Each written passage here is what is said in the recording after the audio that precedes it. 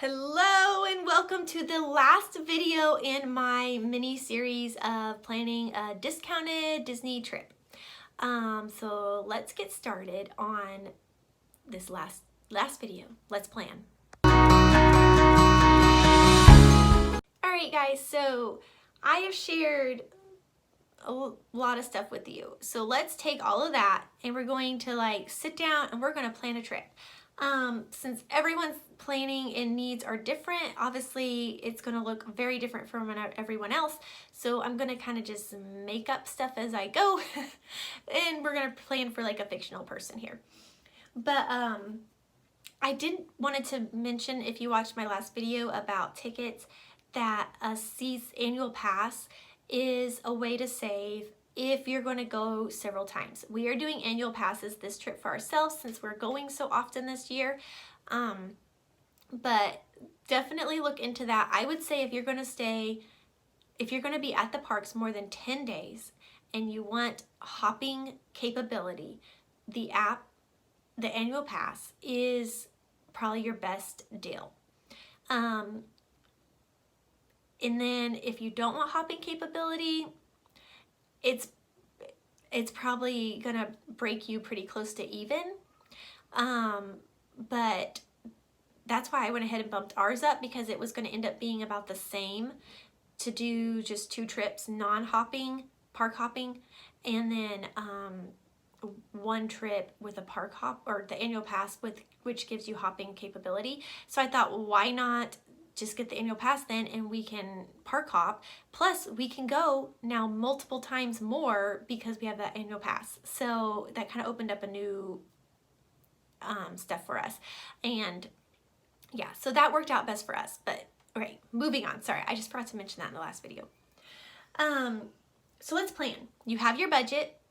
So let's just make a fictional budget of say $4,000.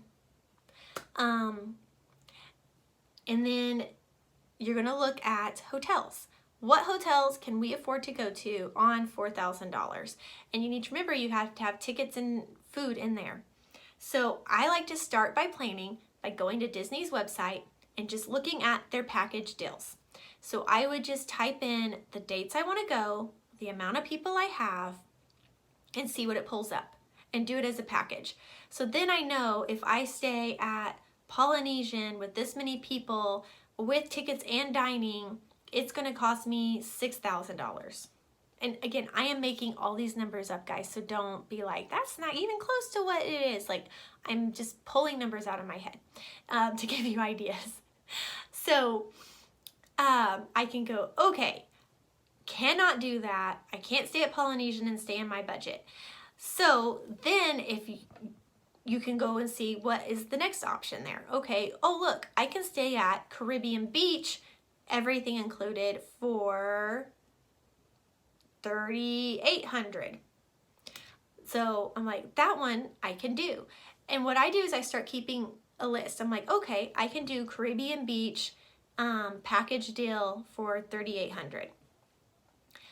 Now, if I'm like, but I really wanted to stay at a monorail resort, I really wanted to stay at the Polynesian, but that package deal was $6,000. It's $2,000 over my budget. That's when I start taking a lot of the stuff I showed you guys and I go, okay, what does DVC rental have? And I look and see what I could rent it from if I were to rent it from the DVC people. And then I have another column of what Disney's package deal is for that. And then I'll write DVC, Polynesian, and the price for the Polynesian with them. Now remember, that's just the Polynesian, not the package, so you'll have to add the other stuff in, so keep that in mind, don't forget anything. And then I can look and see, well, what if I do the Polynesian and tickets and I don't do dining plan? What does that bring it to? And see if I can get it, under. So you kind of have to just work with that. Okay, but let's say then we get, and then you can look even further. Oh, look, I can stay at an economy at All-Star for $2,000. That's $2,000 under my budget. That's great. And then you can know, well, I have $2,000 now I can use for getting there, or for this or that, or we could go twice. So because I don't fly, we drive. So driving does not cost that much at all compared to flying. So I don't usually calculate in the cost of getting there when I'm doing budgets, because I kind of have a rough idea how much it costs to drive. And, it's very minimal compared to flying. For example, like we can probably drive round trip for around $400-ish. But if we were to fly, I can't even get one plane ticket for that. And I would need 6 tickets. So, it's so minimal. It's really easy for me to just kind of tag on after the fact and not be too worried about it.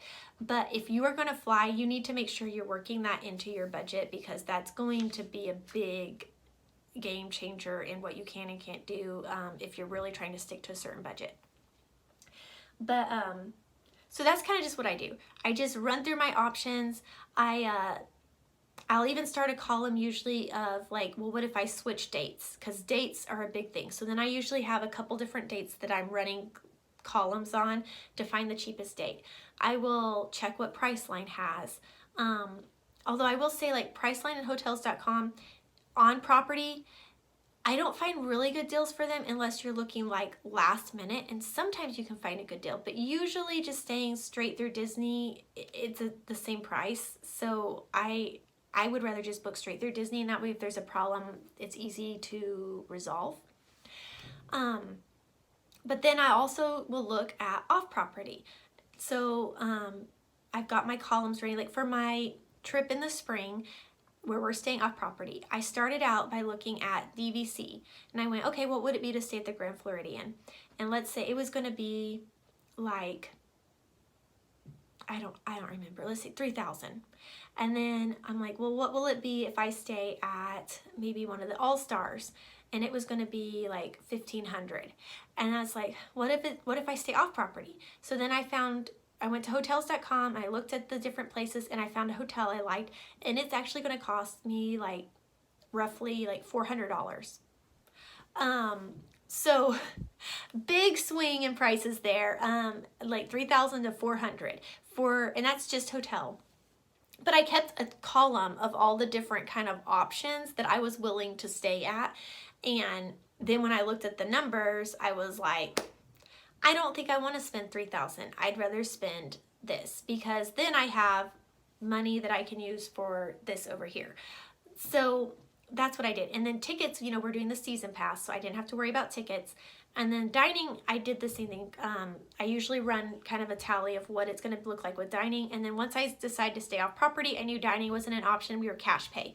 So then I switch over to thinking, okay, so I need to make sure I am eating at quick service or I'm eating at cheaper sit down. And I decided to just do all quick service and only do one sit down. And that one still might change, but due to the way that whole week of travel is going to go, I thought we might like to have a sit down. So I went ahead and booked us one, because that's something to note. You need to book dining at 180 days out. And a lot of the dining, it's like you don't have to, and you could still get dining. But some of the restaurants, if you do not book the moment that you can book your dining, they're going to be gone. Like Cinderella's Royal Table, I was on an hour after my booking window opened, and it was already all gone an hour into it. So you need to like set your alarm for like midnight, and the moment that rolls over, get on there and start booking. If there's a restaurant that you are like, we have to eat here, dead set. And I knew that was the case when I went to book, but I didn't care enough if I ate there or not to worry about it. So I just got on when I could get on to book. I wasn't too worried about it. And that's the only place that I wasn't able to book. Everywhere else I was fine with. But do know that you can't just wait a week before your trip and go to book and have availability that you want. You need to be at that 180 day mark, or at least very close to it. So yeah, but all right. So sorry, I'm kind of jumping all over. So after I've got my columns all put up of my options, my dates, the different pricing, you can really start plugging things into your budget. You know, and you can like, okay, well, I can do this, or I could do this, and it makes this. So that to me is the easiest way to kind of budget it and keep it in your budget. And then once you've done that, you've reserved it, keep an eye out for discounts that come along the way. And if you're staying on property, and you booked through Disney, they will add those discounts. If they start running a free dining, they will add free dining. If they're running 20% off and you don't have that, they'll add the 20% off. But you have to call and ask. They won't just do it automatically. If you're staying off property, this doesn't really help you unless you're like, oh, that's a good deal. I want to cancel my off property and book on property.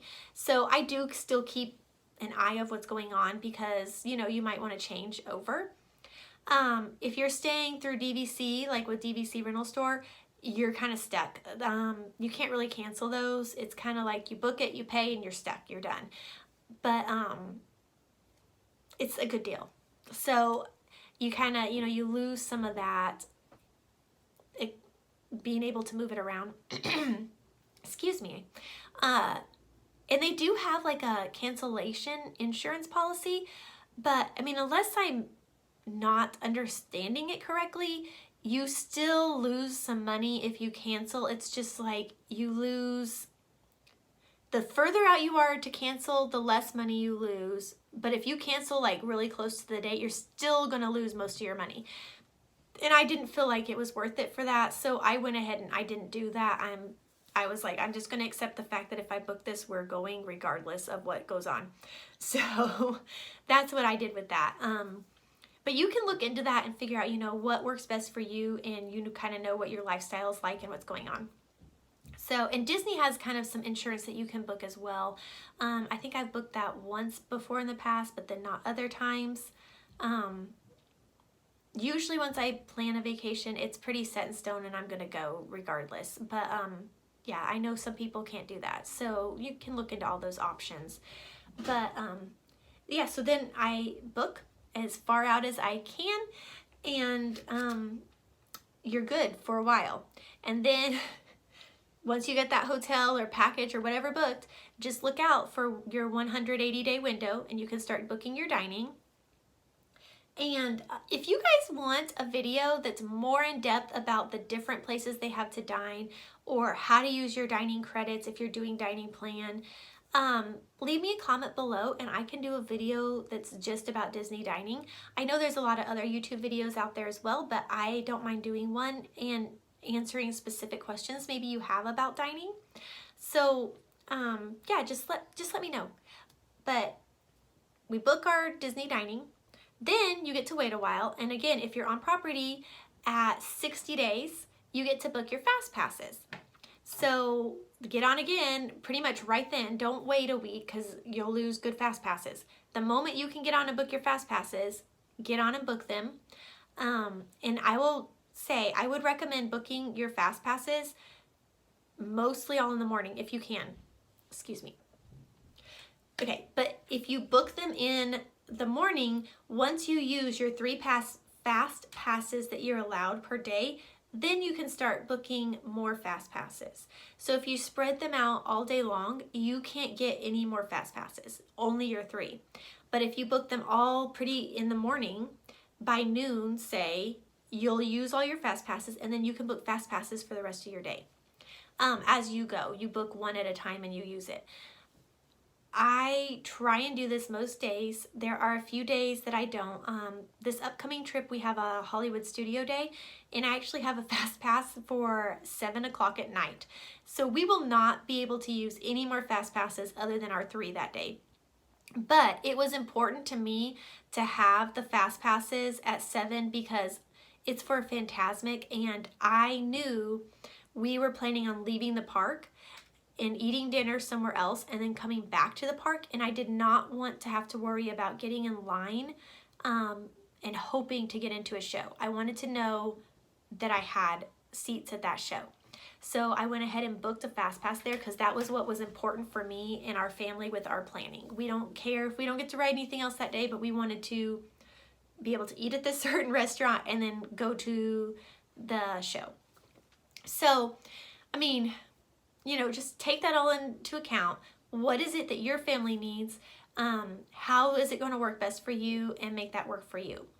I will put a side note here on the fast passes that I've been seeing a lot of articles and rumors that they're going to change the fast pass system, and I don't know what all that entails. I've heard something about it starting to cost, and right now it's free if you're staying on property. You don't pay to do fast passes. So I don't know if that's true, if that's not true, how that'll change for different people, but they're saying it'll take place sometime here in 2020. But none of these articles have come straight from Disney. They've come from other people, other bloggers, people who are very into Disney, and that's kind of their job. They study Disney, but I don't know for sure. So like, don't hold me to that. I don't know. But just to let you know, there could be changes coming up on that, so beware and keep your eyes open for that. But my phone is dying, so I'm going to go ahead and bring this video to an end. Once you have your fast passes booked, you are good to go. It's pretty much just waiting for your magic bands to come in and leave and go on vacation and have an amazing magical time. So that kind of ends my series here of kind of how to plan on a budget and keeping costs as cheap as possible. Again, please leave comments below if there's anything that you want to know more about, or something I missed, or you have some information you think could be helpful to everybody else. Oh, one more tip is buy souvenirs beforehand, or like from a Disney outlet. I have ears that I sell on Mercari. I have other Disney souvenirs I sell on Mercari. Get on there and buy them. I sell them a lot cheaper than at the park. At the park, those ears would cost you about $32 or more. I sell mine for anywhere between $15 and $20 depending on the pair of ears. Sometimes even cheaper. I also have a website or a Facebook site that I sell them on, and I actually sell them for less on my Facebook than I do Mercari, because Mercari takes out a seller's fee. And since I don't have that seller's fee, I'm able to sell them for less on my Facebook site. So I have that too, but there's other people like me that have things like that for sale, and they're actual things from Disney Park. They're not knockoffs. They're real Disney Park things. So, you know, if you want everyone to have ears, you can buy them beforehand like that and save them and pull them out there. And they're Disney Park ears just like you'd buy there, but you paid half the cost. So that's another way to save, is pre-buying souvenirs from outlets or people who have access to the outlets and can sell them to you. But yeah, thank you guys so much for watching. I hope you found this useful and helpful and enjoyable. Tell me about what your plans are. I love to hear about Disney trips. I love helping people plan their Disney trips. Let's talk about Disney, guys. Leave me some comments. I will be back soon with some more Disney videos very, very soon. Bye. I will talk to you later.